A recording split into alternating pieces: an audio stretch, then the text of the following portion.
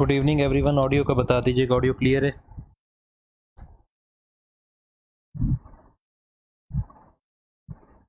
Good evening वांगपेन जी, good evening केना जी।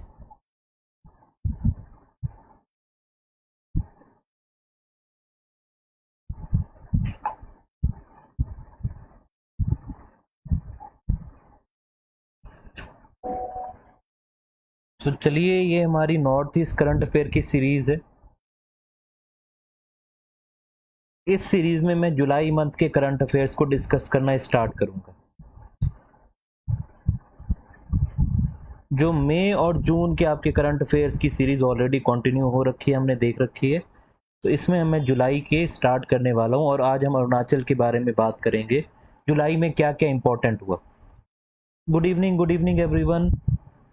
ये हमारी सीरीज वीकली एक दिन पे होगी, किसी भी एक दिन मैं आपको इन्फॉर्म कर दूंगा। वो हम दिन फिक्स कर लेंगे जिस दिन आपकी एक क्लास हुआ करेगी। बाकी आप लोग मेरे बारे में जानते हैं, थोड़ा सा मैं आप लोगों को अपने बारे में डिटेल दे देता हूँ और फिर मैं क्लास स्टार्ट करता हूँ।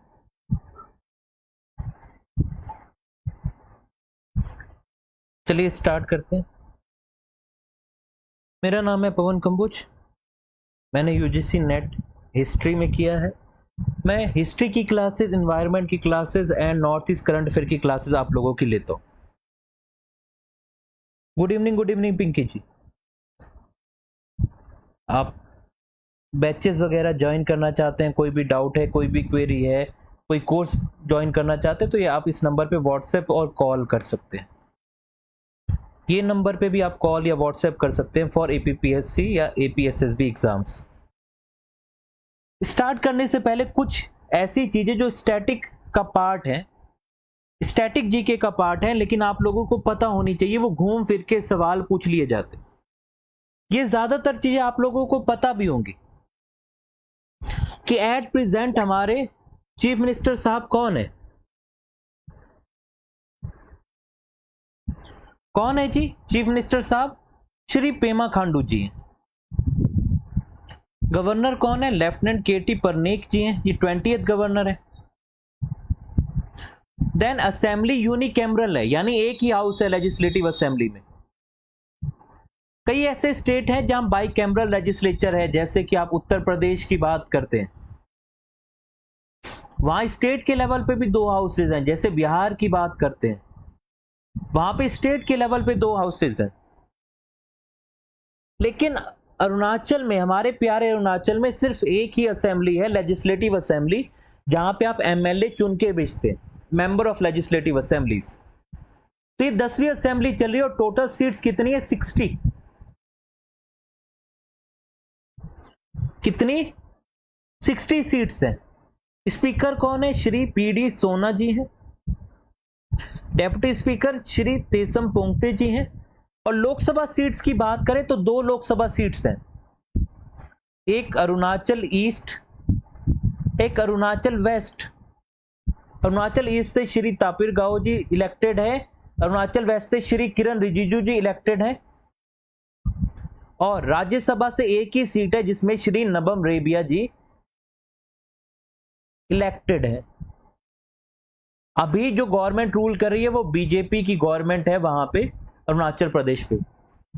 ये सारी चीजें भले ही स्टैटिक है, भले ही आप सबको पता है, लेकिन यहां से सवाल बनते रहते हैं। अभी के नहीं तो पुराने किसी के पूछ लेंगे। जैसे पूछ लेंगे कि पहले चीफ मिनिस्टर कौन थे, पूछ लेंगे कि फर्स्ट लेफ्टिनेंट गवर्नर कौन थे,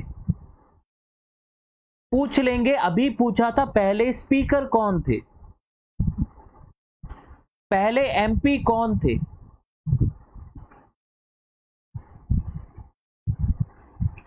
तो ये सारे सवाल आप लोगों ने देखे पेपर में, यस और नो बताएं। प्रेजेंट का नहीं तो पास का कुछ ना कुछ पूछ लिया जाता है। Good evening Badshah ji. और इन सारी चीजों को, प्रॉब्लम को बचने के लिए, ऐसा ना हो कि हम गलत करके आए, आप ये चीजें पढ़ते रहा करिए। यहां से आप हर एक क्वेश्चन में आउट ऑफ 50 क्वेश्चन 2 क्वेश्चन यहां से एक्सपेक्ट करिए आप हमेशा। अभी का नहीं तो पुराना पूछ लेगा कि पहला चीफ मिनिस्टर कौन था, दूसरा कौन था, पहला लेडी एमपी कौन था, पहला लेडी एमएलए कौन था। आपको पेपर को पढ़ना पड़ेगा, खाली पढ़ना नहीं, पेपर को पढ़ना पड़ेगा। क्या पूछा जाता है, किस तरीके से पूछा जाता है।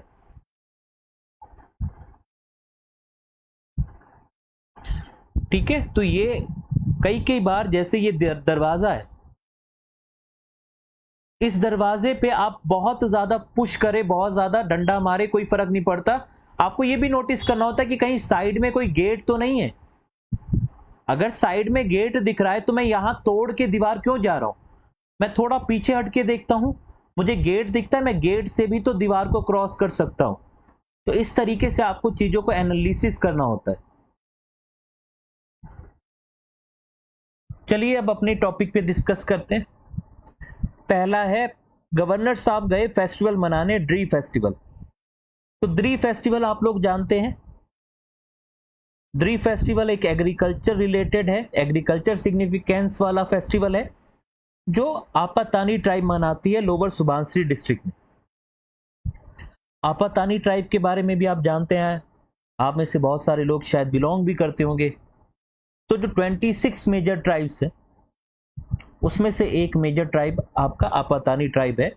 ज्यादातर अमाउंट में, ज्यादातर पॉपुलेशन, ज्यादातर डेंसिटी आपको कहां देखने को मिलेगी, लोअर सुबनसिरी डिस्ट्रिक्ट। हर साल 5 जुलाई को यह फेस्टिवल सेलिब्रेट किया जाता है, लेकिन इसकी सेलिब्रेशन की तैयारियां 4 जुलाई से ही स्टार्ट हो जाती। किस लिए किया जाता है, एक तरीके से प्रे किया जाता है, एक तरीके से प्रोटेक्शन ऑफ द क्रॉप के लिए किया जाता है, एक प्रॉस्परस हार्वेस्ट हो, इसके लिए सैक्रिफाइस दी जाती है, ऑफरिंग दी जाती है। सैक्रिफाइस में एग्स दिए जाते हैं, एनिमल दिए जाते हैं। उसके बाद फेस्टिवल में रिचुअल सेलिब्रेट किए जाते हैं, डिलीशियस राइस सर्व किया जाता है, कुकुम्बर सर्व किया जाता है। अब मॉडर्न टाइम पीरियड में तो गेम्स वगैरह भी खेले जाते हैं, ये सारी एक्टिविटीज होती हैं, पर मेन फोकस किस चीज पे है, मेन फोकस है कि एग्रीकल्चर को प्रोटेक्ट करना है। Good evening, good evening. Clear है, ये आप लोग जानते होंगे इसके बारे में, यस और नो। अब तो बड़े स्केल पे खेला जाता है,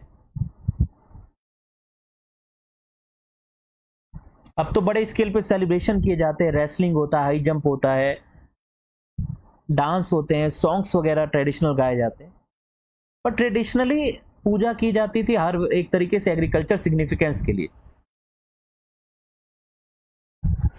तो गवर्नर साहब गए हैं, और ये आप ये सोचिए, ये क्वेश्चन उत्तर प्रदेश के पीसीएस, लोअर पीसीएस एग्जाम में आया था।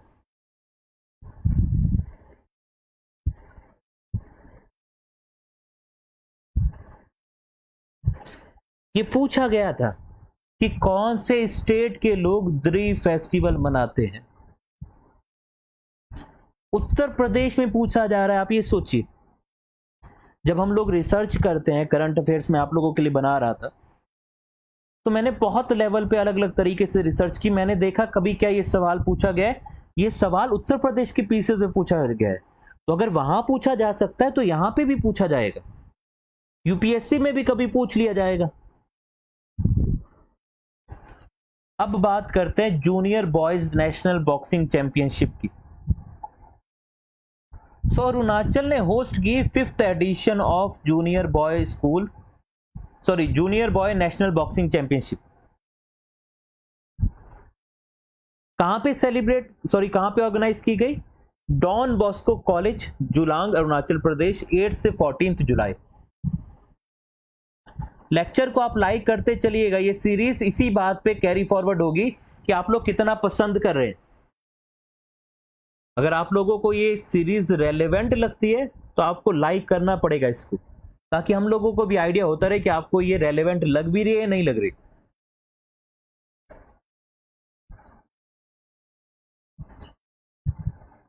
इस पूरे में 5th एडिशन मनाया गया, और इसमें जो विनर निकल के आई, वो निकल के आई सर्विस की team, service sports control board, यानी सर्विसेज की टीम ने सबसे ज्यादा मेडल जीते, सबसे ज्यादा ट्रॉफीज जीती। उसके बाद नंबर 2 पे हरियाणा रहा, नंबर 3 पे अपना प्यारा दुलारा अरुणाचल प्रदेश, नंबर 3 पे। इसको ऑर्गेनाइज किया था अरुणाचल एमेच्योर बॉक्सिंग एसोसिएशन में, under the auspices of boxing federation of India. देखिए बॉक्सिंग फेडरेशन ऑफ इंडिया तो इन्वॉल्व रहेगी ही, तो बॉक्सिंग फेडरेशन ऑफ इंडिया थी, इसको सपोर्ट किया था डायरेक्टोरेट ऑफ स्पोर्ट्स ने,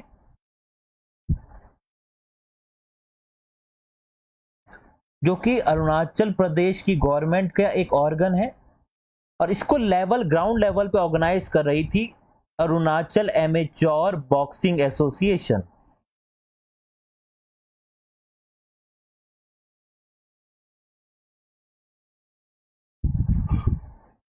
सर्विसेज एक तरीके से आप ये समझ लीजिए ना, स्टेट वाइज नहीं, जो सर्विसेज नहीं होती रेलवेज वगैरह इन सब की, ये सर्विसेज अलग टीम होती है।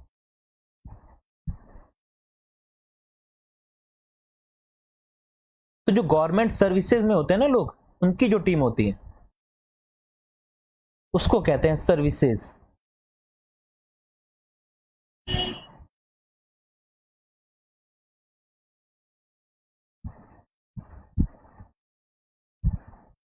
आर्म्ड फोर्सेस वगैरह या अलग अलग गवर्नमेंट सर्विसेज में। अब आप एक चीज याद रखिएगा, जो नाम आपको याद रखने हैं वो नाम याद रखना है नैंथोक होदोंग जी का। ये आपसे पूछ लिया जाएगा नैंथोक होदोंग जी किस स्पोर्ट्स के साथ एसोसिएटेड है, आपको बताना होगा बॉक्सर।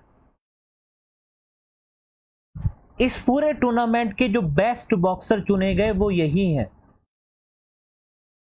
क्योंकि जितनी अलग अलग वेट कैटेगरी में सर्विसेज वाले पहुंचे वो जीते। बस एक ही बॉक्सर थे जिन्होंने फाइनल में सर्विसेज वालों को हराया, उनका नाम था नैंथोक होदोंग जी इन 54 कैटेगरी वेट।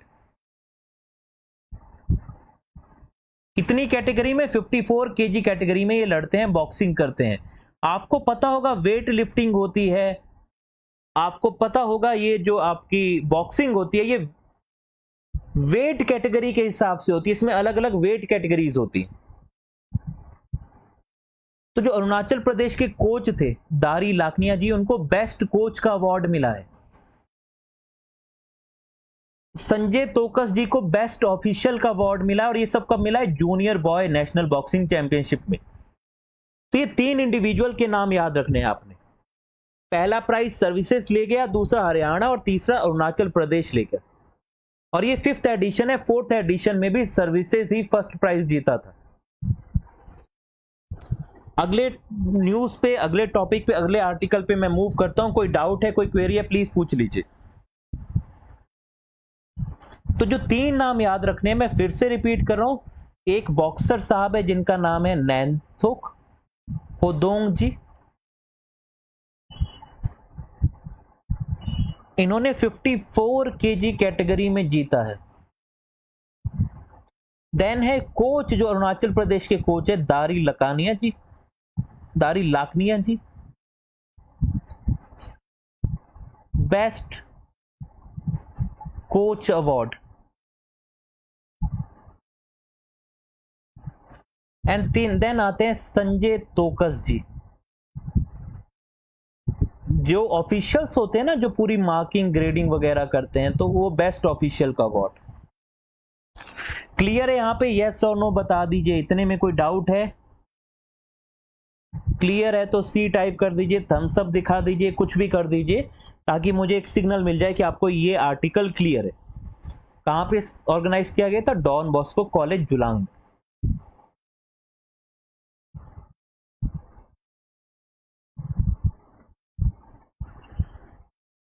अब थोड़ा सा पेड़ों पे लटकने की बारी आ गई है। बात करते हैं पुलुक गिबॉन कंजर्वेशन कैंपेन के बारे में। आप लोगों ने टर्म सुना होगा चिंपैंजी, आप लोगों ने टर्म सुना होगा। तो ये सारे जो होते हैं जिनको प्रीमेट कहते हैं, उनमें से ही एक होता है हुलुक गिबॉन। ये आपको दिख रहा होगा, ये है हुलुक गिबॉन। तो एक ऑर्गेनाइजेशन है जो north east based biodiversity conservation organization है, जिसका नाम है अरण्यक। अरण्यक का मतलब होता है फॉरेस्ट।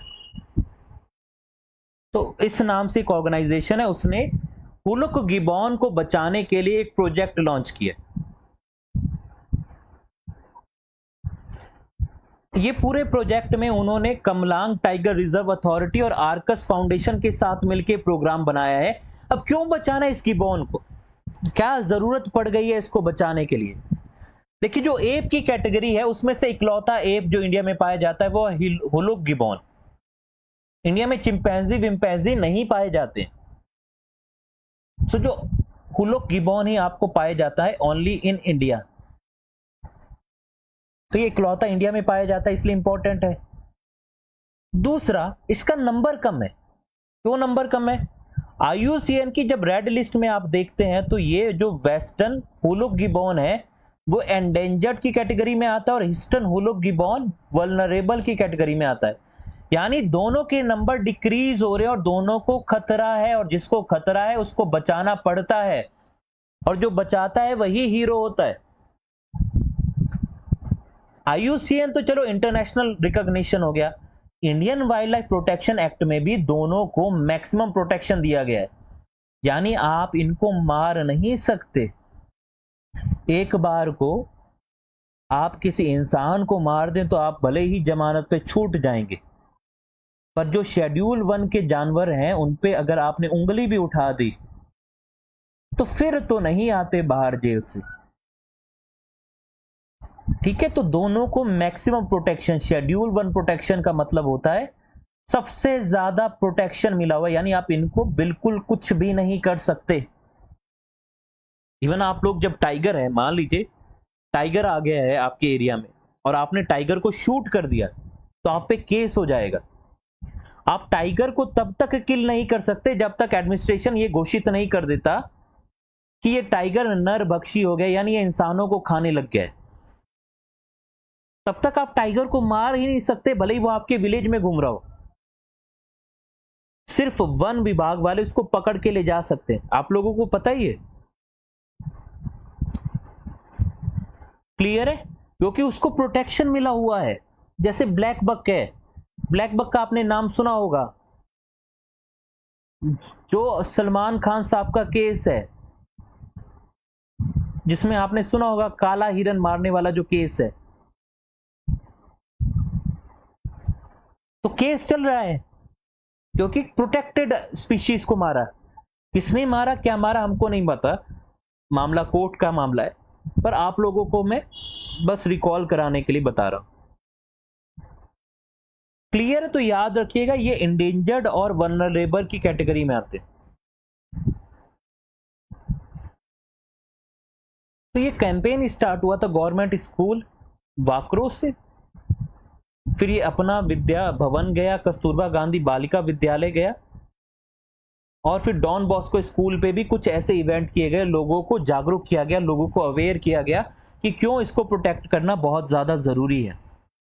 अरुणाचल प्रदेश में आपको और बहुत सारी प्रीमेट स्पीशीज देखने को मिल जाएंगी, जैसे स्टम्प टेल मकाऊ मिल जाएगा, अरुणाचल मकाऊ मिल जाएगा, असामीस मकाऊ देखने को मिल जाएगा, हुलुक गिबॉन देखने को मिलेगा, और बंगाल स्लो लॉरिस भी आपको अरुणाचल में देखने को मिल जाएगा। तो इस ऑर्गेनाइजेशन का नाम क्या है जो पूरा प्रोग्राम जिसने लॉन्च किया था? आर्यणक।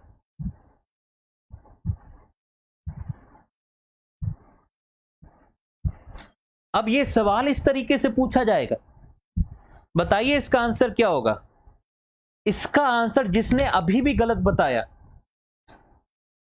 तो फिर तो आपको प्रोटेक्शन 1 भी नहीं बचा पाएगा। क्या होगा इसका आंसर?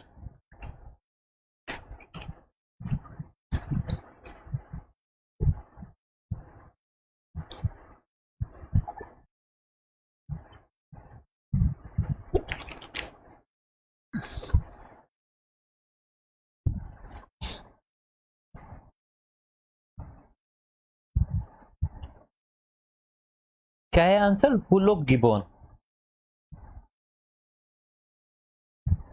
सवाल इसी तरीके से पूछा जाएगा, ये पूछा जाएगा कौन सी कैटेगरी का प्रिजर्वेशन मिला हुआ है। वेस्टर्न को अलग मिला, ये याद रखिएगा, वेस्टर्न इंडेंजर्ड है और ईस्टर्न वल्नरेबल है।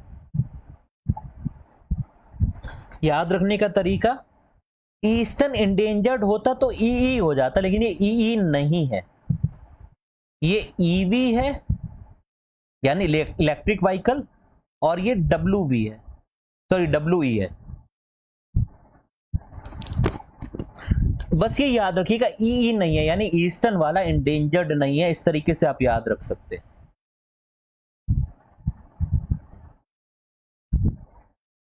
अब बात करते हैं सेला टनल कंस्ट्रक्शन की। सेला आपको पता है, सेला टनल का कंस्ट्रक्शन कंप्लीट होने वाला है, कुछ टाइम में कंप्लीट हो जाएगा। यहां पे कुछ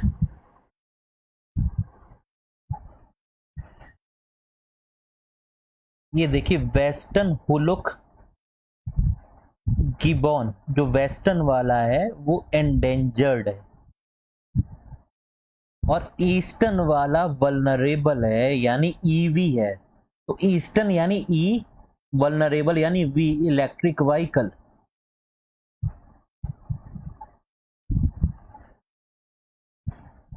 तो ये सेला टनल के बारे में अभी जो गवर्नर साहब है उन्होंने इंस्पेक्ट किया, और वो गए जसवंतगढ़ वार मेमोरियल के ऊपर भी, दोनों को इंस्पेक्ट करके आए।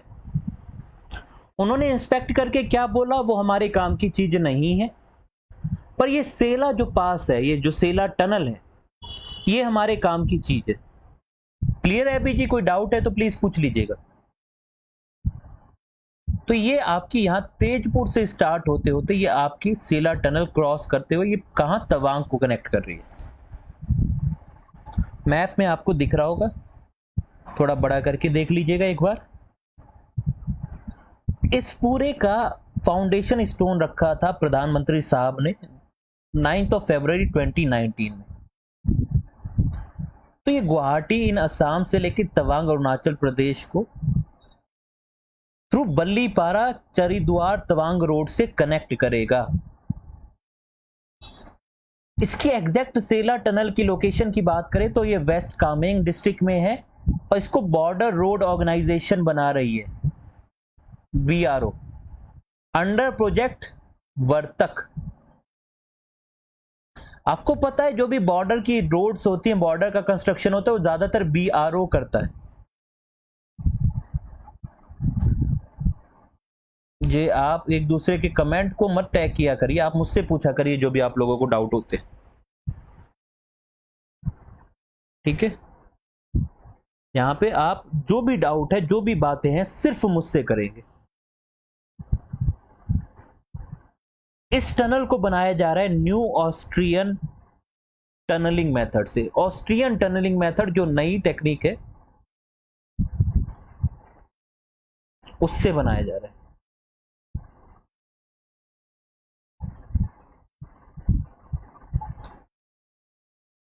और आप लोगों को पता है ये सेला टनल का नाम सेला कहां से बना, पॉपुलर कल्चर में क्या बात होती है इसके बारे में? सेला कौन है? ये सेला किसी को पता है? नहीं पता तो मैं अभी बताने वाला हूं। इस प्रोजेक्ट की बात यह है कि इसमें दो टनल है, एक है 980 मीटर लॉन्ग, दूसरा है 1555 मीटर लॉन्ग, जो कि ट्विन ट्यूब टनल है। और इन दोनों टनलों के बीच में जो लिंक रोड होगी वो 1200 मीटर की होगी। अब ये ट्विन ट्यूब टनल क्या होता है, ये ट्विन ट्यूब टनल क्या होता है, इसके बारे में बात करते हैं।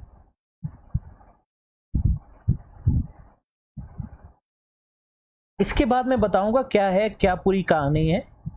दिल थाम के कुर्सी अपनी बांध लेना, बहुत अच्छी कहानी, बहुत अच्छा मैं आपको रेफरेंस देने वाला हूं। तो ट्विन ट्यूब का मतलब यह कि जैसे आपने टनल बनाया, तो जो भी टनल 1500 मीटर के ज्यादा होते हैं उनके लिए एक इमरजेंसी एग्जिट का भी टनल छोड़ा जाता है, ट्विन ट्यूब टनल उसको कहते हैं।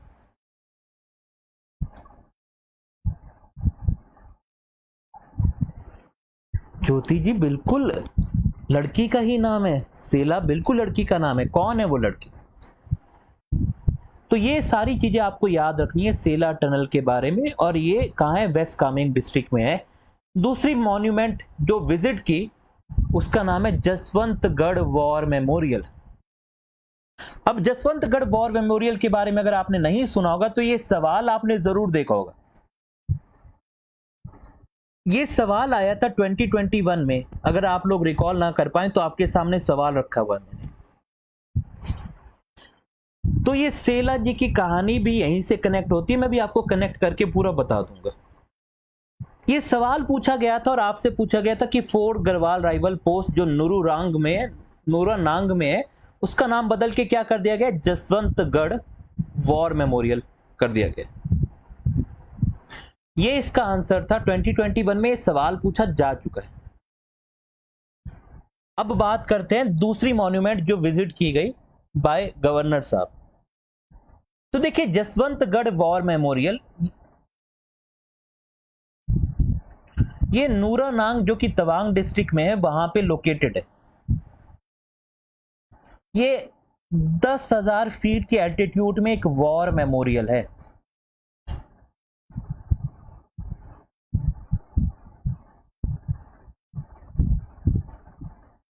जी पिंकी जी, टनल का नाम सेला है। बात करते हैं अभी क्यों है। वो जो एग्जैक्ट लोकेशन है वो आपकी वेस्ट कामेंग डिस्ट्रिक्ट में पड़ती है, जहां पे वो टनल बनाई जा रही है। वो आगे तवांग, क्योंकि आपको पता है तवांग बहुत टाइम तक अगर रास्ता कट जाए तो बहुत टाइम तक इंडिया से कटा रहता है। तो भारत की सरकार की प्रायोरिटी है कि ऑल टाइम रोड मिल सके तवांग की कनेक्टिविटी के लिए। तो जो जसवंत सिंह रावत थे, देखिए 1962 में इंडिया और चाइना की लड़ाई चल रही थी। तो जो फोर्थ गढ़वाल राइफल के एक राइफल मैन थे जिनका नाम था जसवंत सिंह राइफल, उत्तराखंड से बिलोंग करते थे। तो चाइना बार बार कोशिश कर रहा था, थर्ड राउंड जब चाइना एंट्री करने वाला था तो बहुत ही बड़े लेवल पे हाई स्केल के वो वेपन यूज कर रहे थे। तो इनको ये इंस्ट्रक्शन दिए गए थे कि आप अपनी पोस्ट छोड़ के वापस आ जाओ क्योंकि आप इसको डिफेंड नहीं कर पाओगे। लेकिन जसवंत सिंह रावत ने डिफेंड करते रहे, अकेले लड़ते रहे। 72 आवर्स की लड़ाई अकेले लड़ी। कैसे लड़ी? राइफल्स को अलग अलग जगह पोजीशन करके अलग अलग जगह से फायर कर रहे थे। तो चाइना वालों को यह लग रहा था कि बहुत सारे लोग हैं, लेकिन वो एक ही इंडिविजुअल थे जो कभी इस बंदूक से फायर कर रहे थे, कभी इस बंदूक से, कभी इस बंदूक से, कभी इस बंदूक से। 72 आवर्स लड़ते रहे। बाद में पकड़ा तो जाना था इन्होंने, लेकिन 72 आवर्स लड़ते रहे, अपनी पोस्ट नहीं छोड़ी डिस्पाइट इनको ये ऑर्डर थे, क्योंकि इनको पता था कि जो पोस्ट है ये पोस्ट बहुत इंपॉर्टेंट पोस्ट है। तो इनको बाद में ऐसा बोला जाता है, अलग अलग वर्जन है। एक वर्जन ये कहता है कि इन्होंने सुसाइड कर लिया, एक वर्जन ये कहता है कि इन्होंने इनको चाइनीज आर्मी ने पकड़ के मार दिया था। अलग अलग वर्जन से इन्होंने 300 के आसपास सोल्जर मारे थे। इसी के लिए इनके ऊपर एक मूवी भी बनी थी 2019 में जिसका नाम था 72 hours martyr who never died. आप में से कितने लोगों को ये पता था? तो जो इन्होंने ये एफर्ट किया, ये जो वेलियंट एक्ट किया है, इनके लिए इनको महावीर चक्र मिला है मरणोपरांत, क्योंकि मर गए थे तो पोस्थुमस मिला है इनको, जो कि सेकंड हाईएस्ट मिलिट्री डेकोरेशन है। और जो इनकी यूनिट है उसको बोला गया था, उनको अवार्ड दिया गया था बैटल ऑनर नूरानांग।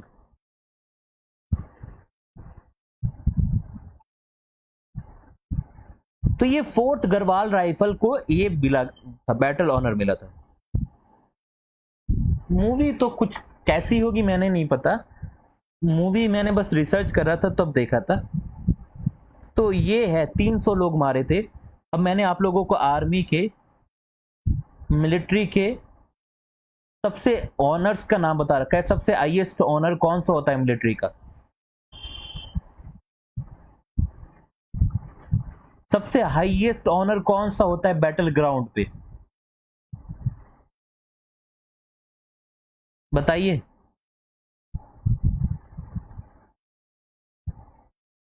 मूवी का नाम ये है 72 hours martyr who never died. सबसे, हाँ, परमवीर चक्र, सबसे बैटल ग्राउंड में परमवीर चक्र दिया जाता है सबसे बड़ा जो हाईएस्ट मिलिट्री जो अवार्ड है, अवार्ड क्या कह लीजिए, जो चक्र है जो आपको आपके वेलिएंट एक्ट के लिए मिलता है, तो सबसे इंपॉर्टेंट सबसे बड़ा है परमवीर चक्र। सेकंड नंबर पे होता है महावीर चक्र।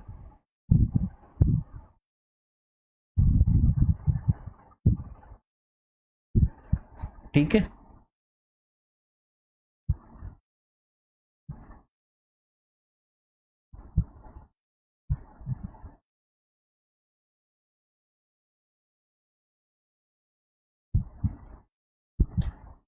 ठीक है। उसके अलावा कीर्ति चक्र आता है, और ये अलग अलग चक्र आते हैं आपकी।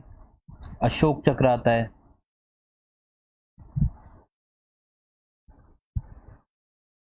परमवीर चक्र सबसे ज्यादा हाईएस्ट मिलिट्री डेकोरेशन है।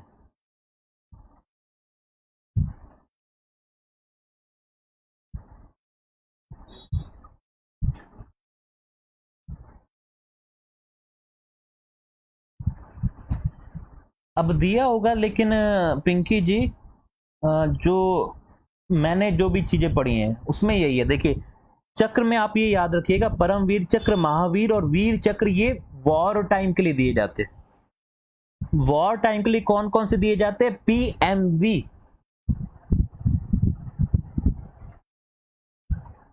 पीएमवी।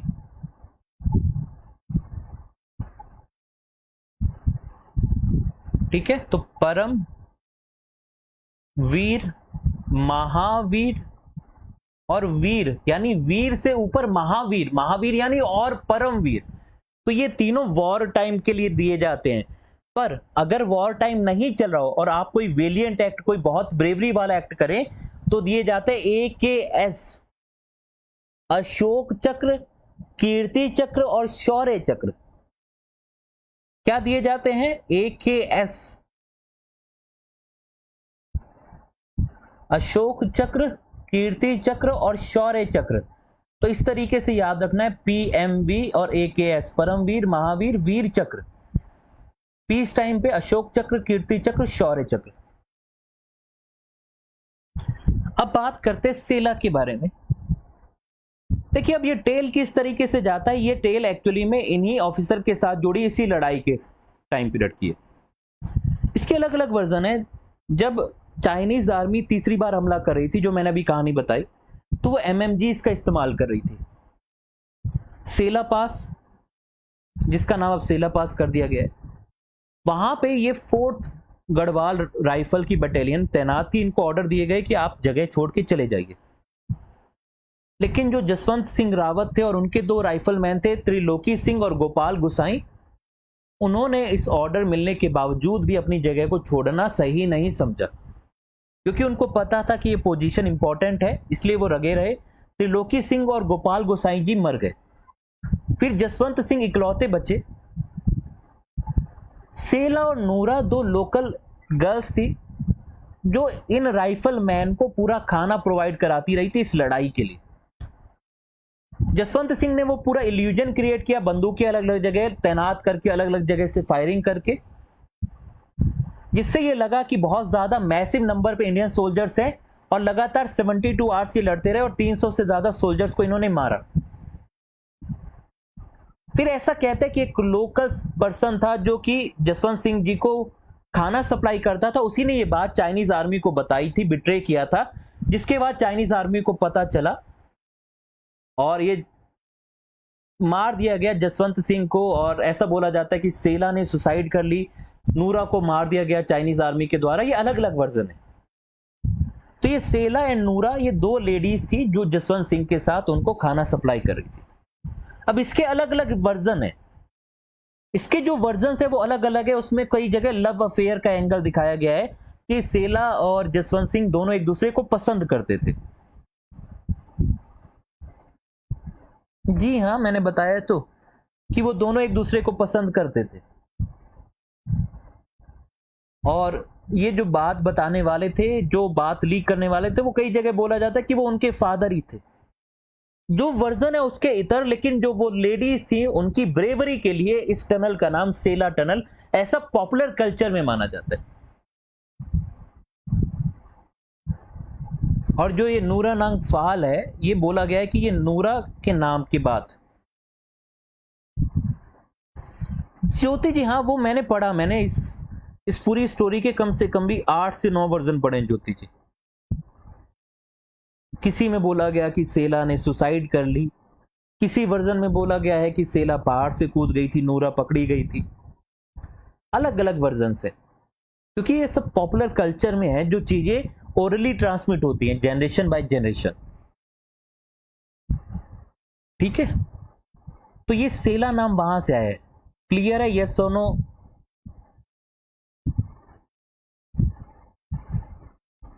इंटरेस्टिंग टॉपिक नहीं, ये आप लोगों को याद रहे, इसलिए मैंने ये पूरा स्टोरी, पूरा बैकग्राउंड बताया।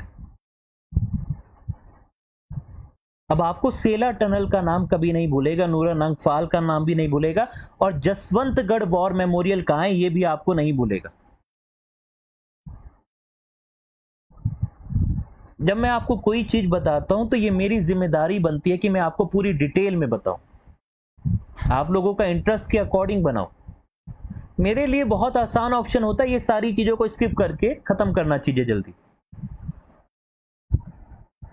ठीक है, तो याद रखिएगा, जसवंतगढ़ वॉर मेमोरियल कहाँ है? तवांग डिस्ट्रिक्ट में। ये टनल कहाँ है? ये टनल वेस्ट कामेंग में। मूवी का नाम मैंने आपको बता दिया, जसवंत सिंह को महावीर चक्र मिला था, ये सारी चीजें मैंने बता दी, और बिलोंग करते थे 4th गढ़वाल राइफल से।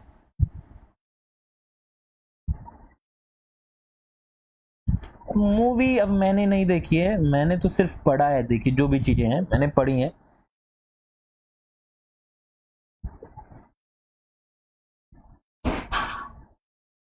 तो उसमें जो अलग अलग वर्जन पढ़े हैं, उसमें ये भी कई जगह मैंने वर्जन पढ़ा है कि सेला एंड नूरा दोनों जसवंत सिंह रावत को पसंद करती थी। तो एक वर्जन, एक किसी व्लॉगर या किसी जगह पे मैंने ये भी पढ़ा है।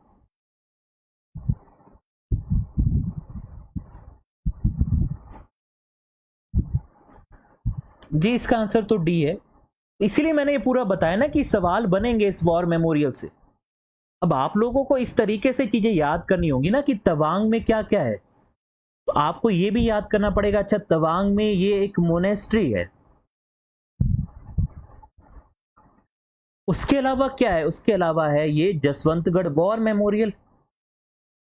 इस तरीके से जब आप मॉन्यूमेंट याद करेंगे, अगर आप लोगों को अभी भी समझ नहीं आ रहा है कि सवाल कैसे आते हैं, तो फिर बोर्ड इसके ज्यादा आप लोगों के सामने कुछ नहीं रख सकता। जो मैं आपको कहता हूं, पेपर को प्रिडिक्ट करना सीखिए। आप देखिए ना, अरुणाचल के अलग अलग डिस्ट्रिक्ट की मॉन्यूमेंट्स ही तो पूछी जाती है। तो इस तरीके से आपको जो डिस्ट्रिक्ट वाइज डाटा भी कलेक्ट करना पड़ेगा अपने लेवल पे। सिलेक्शन चाहिए तो आपको पैटर्न समझना पड़ेगा। मैं पिन पॉइंट करके ऐसे हर एग्जाम में 5 से 6 क्वेश्चन बता सकता हूं जो इसी चीज के अराउंड बिल्ड किए गए हैं।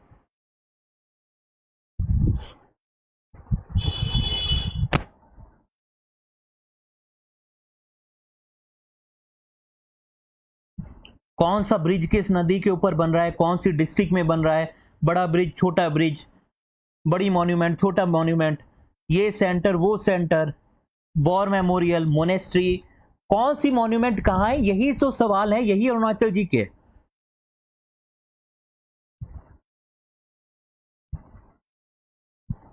जी पिंकी जी, धन्यवाद। अब आप लोग इस इंफॉर्मेशन को यूज करना चाहते हैं, आप स्क्रीनशॉट ले लीजिएगा, नोट डाउन करना चाहते हैं, इस तरीके से आप लोग क्या कर सकते हैं, आप लोग सब लोग मुझे व्हाट्सएप कर सकते हैं अपनी अपनी डिस्ट्रिक्ट में क्या क्या इंपॉर्टेंट चीजें हैं, ताकि हम उस डाटा को इंटरचेंज कर सके, शेयर कर सके। सारी चीजें इंटरनेट पे अवेलेबल नहीं होती, तो आप लोग अपनी अपनी डिस्ट्रिक्ट में क्या क्या इंपॉर्टेंट चीजें उसको मेरे को व्हाट्सएप कर दीजिए, वो इंफॉर्मेशन हम सबके साथ शेयर कर देंगे।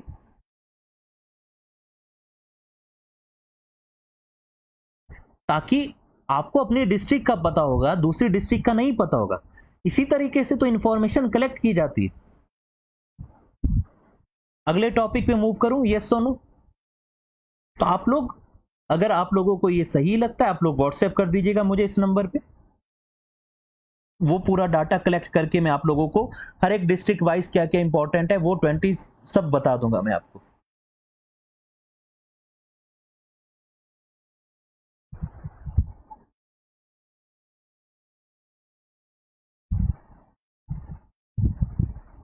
क्योंकि हमारे लिए लिमिटेशन ये है कि अरुणाचल जीके पे बहुत कुछ बुक्स में नहीं मिलता। ये भी जो सारी चीजें मैं आप लोगों को पढ़ाता हूं, इसके लिए मुझे कितने सोर्स रेफर करने पड़ते हैं मैं आप लोगों को बता ही नहीं सकता। 10-10, 15-15 सोर्स रेफर करके, ताकि ऑथेंटिक डिटेल मिले आपको। तो क्योंकि इंटरनेट पे अवेलेबल डाटा कम है, इसलिए हम लोगों को इस तरीके से काम करना पड़ेगा। अब बात करते हैं, ईटानगर जू में 2 रॉयल बंगाल टाइगर आए हैं और 3 घड़ियाल आए हैं। तो क्यों आए हैं जी? ये उड़ीसा के एक जू से आए हैं जिसका नाम है नंदन कानन जू। समझौता हुआ दोनों के बीच में कि हम तुम्हारे साथ कुछ चीजें एक्सचेंज करेंगे और उसके बदले में तुम हमको कुछ देना।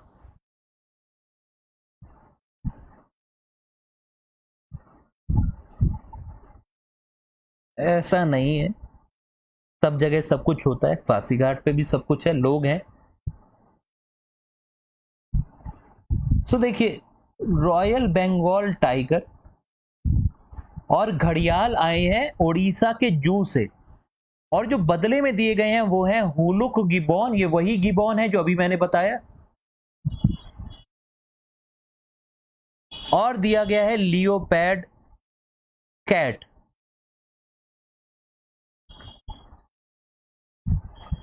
तो ये दोनों के बीच में एक प्रोग्राम तय हुआ था मार्च में, उसके बदले में ये दोनों चीजें एक्सचेंज की गई है।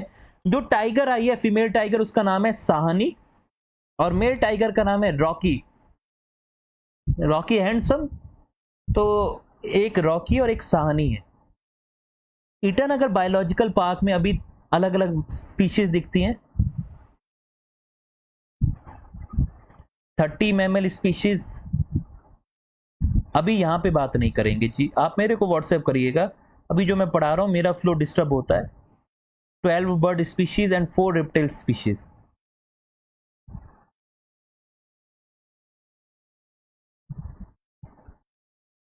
तो ये सारी चीजें आपको ईटानगर के जू में देखने को मिलती।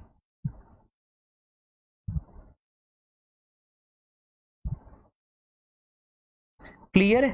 तो रॉकी, जी हाँ, रॉकी हैंडसम, तो रॉकी भाई आए हैं।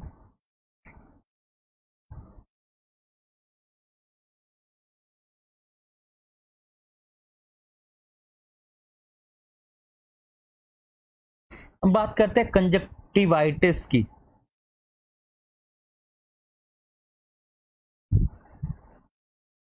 टॉपिक आपको नोट्स मिल जाएंगे, और अब आप अपने ये सारी चीजें पढ़ने के लिए आपके लिए नहीं है, ये मेरे रेफरेंस के लिए। जो इंपॉर्टेंट चीजें वो आपको बता रहा हूँ, आपको फोकस मेरी बातों पे करना होता है। ये नोट्स तो आपको मिल जाएंगे, इस नोट्स की कोई प्रॉब्लम नहीं है। ये नंबर है, ये नंबर है, दोनों में से आप इस पे व्हाट्सएप करिएगा। जब ये पूरे कंप्लीट हो जाएंगे सारे स्टेट्स के, तो नोट्स तो आपको मिल जाएंगे। तो वो एक गाना आया था, आप लोगों ने सुना होगा, गुलाबी आंखें जो तेरी देखी, शराबी ये दिल हो गया। पुराना गाना है, आतिफ असलम साहब ने उसको रिक्रिएट किया था, गुलाबी आंखें। पर अब के टाइम पे किसी की गुलाबी आंखें नहीं देखनी है, क्योंकि खुद की आंखें गुलाबी हो जाएंगी। तो ये पिंक आईज अब नहीं देखनी है।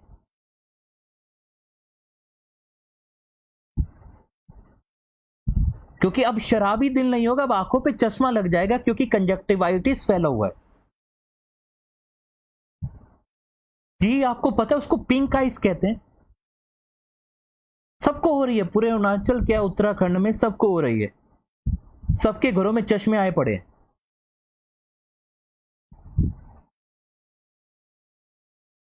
तो अगर कोई चश्मा लगा के घूम रहा है, तो ये मत समझिएगा कि उसके अंदर एटीट्यूड है, क्या पता उसको कंजक्टिवाइटिस हो रखा हो।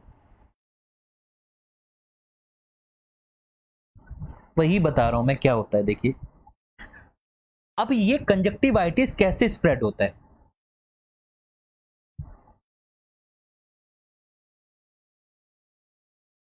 हाँ जी, वो काला चश्मा इसी बात पे, इसी बीमारी पे वो गाना बनाया होगा कि गुलाबी आंखें देखी तो शराबी दिल हुआ या नहीं हुआ, आंखें गुलाबी हुई, उसके ऊपर ये चश्मा लग गया।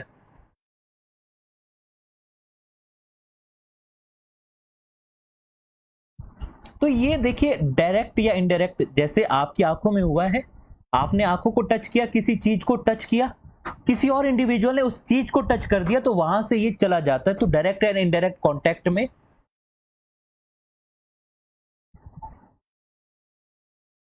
इसमें आई सिक्रीशन है। कॉन्टेमिनेटेड ऑब्जेक्ट को जैसे ही आप छुएंगे तो वो चीजें आप अपनी आंखों पे टच नहीं करना है। तो अगर आपको अपनी आंखों को प्रोटेक्ट करना है, हाथ को लगातार धोते रहिए, ठीक है। तो जो आंखों का सिक्रीशन होता है, या आपको आंखों को आपने टच करके, अगर आपकी आंखों में आ रखा है कंजक्टिवाइटिस, आपने किसी ऑब्जेक्ट को टच कर लिया और किसी और इंडिविजुअल ने उस ऑब्जेक्ट को टच कर लिया, तो वो ट्रांसफर हो जाएगा। इसकी वजह से आंखों में इन्फ्लेशन होता है, लालपन आता है। ये बैक्टीरियल या वायरल दोनों तरीके का इंफेक्शन हो सकता है। ये काफी ज्यादा कॉन्टेजियस है और ये कांटेक्ट विथ आई सिक्रीशन हो सकता है। रेडनेस होती है, इचिंग होती है, आंखों से आंसू आते हैं, ठीक है। अलग अलग टाइप का पानी, लिक्विड और रेडिशनेस आ जाती है। अगर आपको रोकना है तो कॉन्टैक्ट लेंस अगर आप पहनते हैं तो कॉन्टैक्ट लेंस पहनना छोड़ दीजिए, अपने आप भी सही हो जाता है। या फिर अगर सही नहीं हो रहा है तो आपको दवाइयां ले सकते हैं, जैसे एंटी हिस्टामाइंस ले सकते हैं, आप एंटीबायोटिक ले सकते हैं अगर बैक्टीरियल कंजक्टिवाइटिस है। तो ये कंजक्टिवाइटिस बैक्टीरियल भी होता है, वायरल भी होता है, ये याद रखिएगा। इसको रोकने के लिए हाथ को लगातार धोना है, आंखों को नहीं छूना है, और जो भी सरफेस है उनको साफ करते रहना है, नहीं तो गुलाबी आंखें लेके घूमते फिरेंगे। क्लियर ये पॉइंट?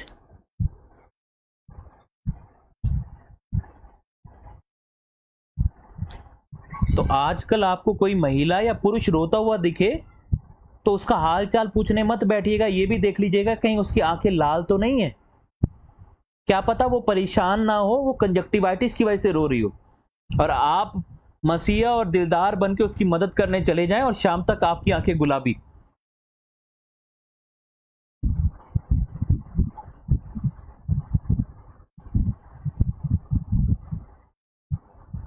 हाइजीन को मेंटेन करिए।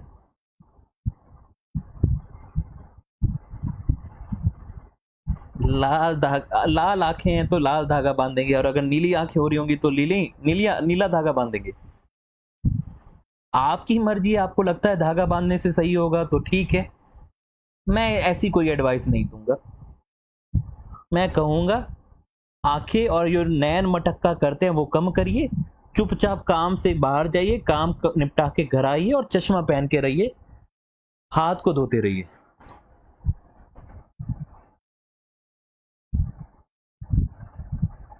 तो ये है कंजक्टिवाइटिस या पिंक आइस।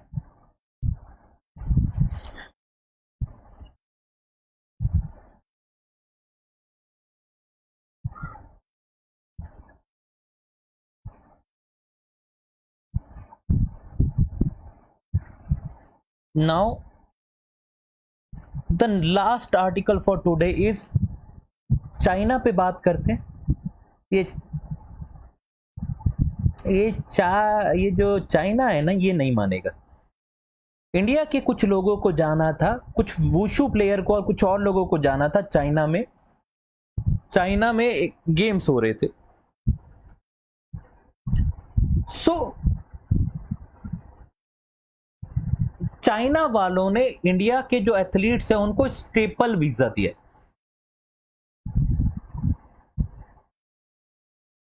जिस बात पे ऑब्जेक्ट किया है,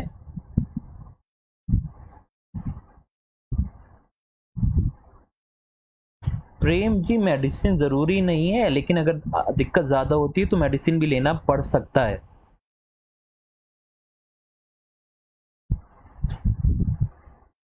तो स्टेपल वीजा क्या होता है? आप लोगों ने पासपोर्ट देखा है, यस और नो?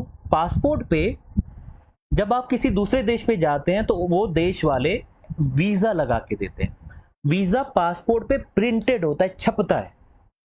चाइना वाले क्या कर रहे हैं, चाइना वालों ने स्टेपल वीजा दिया कि ये पासपोर्ट है, इसमें स्टेपल की पिन से वीजा एक कागज के रूप में चिपका रखा है,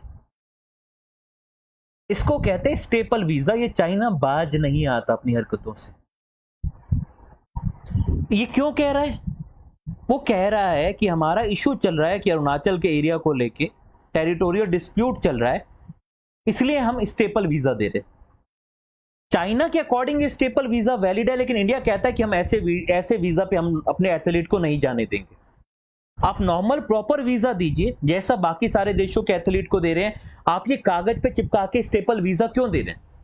इसकी कोई गारंटी ही नहीं, कल जाके कोई ऑफिशियल मना कर दे, प्रॉब्लम हो। ये वीजा ऐसे कि अगर पिन निकाली तो वीजा निकल गया। तो वो जो वुशु के खिलाड़ी है उनको बोला गया कि आप यहीं रुकेंगे, और पूरी अब नई न्यूज आई है अगस्त में कि पूरे जो ग्रुप है उसको ही रोक दिया गया कि आप नहीं जाएंगे। ये हमारा एक तरीके का ऑब्जेक्शन है चाइना को कि आप ऐसा नहीं कर सकते। और ये बड़ा सवाल इसलिए भी है कि चाइना में एशियन गेम्स होने, होंगजाओ में 23 सितंबर से लेके 8 अक्टूबर तक एशियन गेम्स होने हैं। चाइना में अलग अलग स्पोर्टिंग इवेंट होते रहते हैं। अब ये चाइना को अपनी पॉलिसी को सुधारना पड़ेगा। चाइना कहता है एरिया डिस्प्यूटेड है, नहीं है डिस्प्यूटेड है। और जो एथलीट आ रहा है आप उसको प्रॉपर वीजा दीजिए, जैसे पूरी दुनिया के अलग अलग कोने से वीजा लेके एथलीट आ रहे। तो ये स्टेपल वीजा का इशू अभी न्यूज में है। इसको अब मैं यहीं रैप अप करता हूं, इसको यहीं पूर्ण विराम करता हूं। आप लोगों की अगली क्लास का भी टाइम हो गया है। उम्मीद है आज का सेशन आप लोगों को अच्छा लगा होगा। अगले सेशन के लिए टिल देन गुड नाइट। ख्याल रखिए, रिवाइज करिए और एनालिसिस करते रहिए कि क्या पढ़ना है क्या नहीं पढ़ना है। आंखों को धोते रहिए और आंखें गुलाबी मत होने दीजिए, ठीक है? Stay safe, maintain hygiene, eat healthy, live healthy. Good night everyone.